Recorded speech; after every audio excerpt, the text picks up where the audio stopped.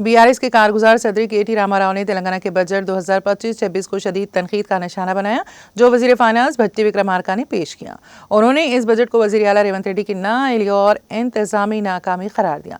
Assembly के media point पर media से गुफ्तगू करते हुए केटीआर ने इल्जाम लगाया है कि बजट अवामी फलाह बहबूद को नजरअंदाज करता है और कांग्रेस पार्टी के इंतखाबी वादों से इनहराफ करता है। उन्होंने कांग्रेस हुकूमत पर इल्जाम लगाया है कि वो इंतखाबात के दौरान किए गए 6 अहम वादों को पूरा करने के बजाय माली पैकेजेस दिल्ली भेजने पर तवज्जो दे रही हैं।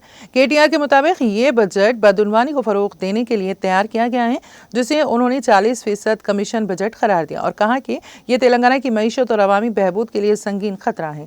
केटीआर ने इस बात पर मायूसी का इजहार किया है कि बजट में खवातीन के लिए माहाना 2500 रुपए की माली मदद और बुजुर्ग शहरियों के लिए 4000 रुपए के पेंशन का कोई जिक्र नहीं है। उन्होंने कांग्रेस हुकूमत पर इन अहम वादों को नजरअंदाज करने का इल्जाम लगाया, जिससे अवाम को मायूसी हुई। उन्होंने ये भी निशानदेही की है कि बीआरएस हुकूमत ने बुनकरों के लिए 1200 करोड़ रुपए मुख्तस किए थे, लेकिन कांग्रेस हुकूमत ने इस रकम को कम करके सिर्फ 370 करोड़ रुपए कर दिया, जिससे इस अहम तबके की फलाह बहबूद को नजरअंदाज कर दिया गया। 2025-26 సంవత్సరానికి సంబంధించిన రాష్ట్ర బడ్జెట్ ను ప్రభుత్వం ప్రవేశపెట్టిందని చెప్పి ఈ రోజు రాష్ట్రంలోని పేదలు, రాష్ట్రంలోని రైతులు, రాష్ట్ర వ్యాప్తంగా ఉండే మా ఆడబిడ్డలు అందరూ కూడా ఎదురు చూస్తా ఉన్నారు. కానీ ఒక్క మాటలో చెప్పాలి అంటే ఈ రోజు రాష్ట్ర బడ్జెట్ భట్టి విక్రమార్క గారి సుదీర్ఘ ఉపన్యాసం, గంటన్నర ఉపన్యాసం తర్వాత మాకు అర్థమైంది ఏంటి అంటే 6 గ్యారెంటీలు గోవిందా గోవిందా అని అర్థమైంది. 6 గ్యారెంటీలు మర్చిపోయినారు, తిలోదకాలు ఇచ్చినారు.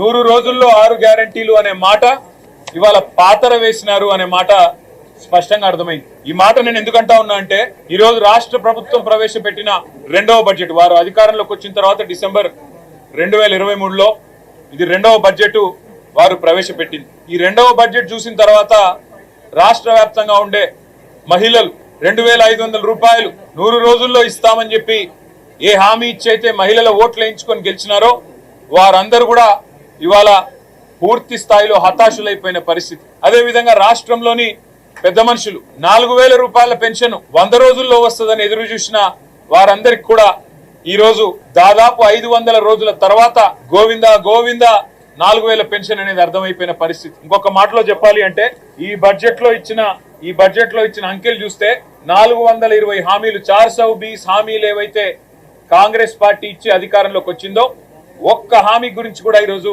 ప్రస్తావించలేదు.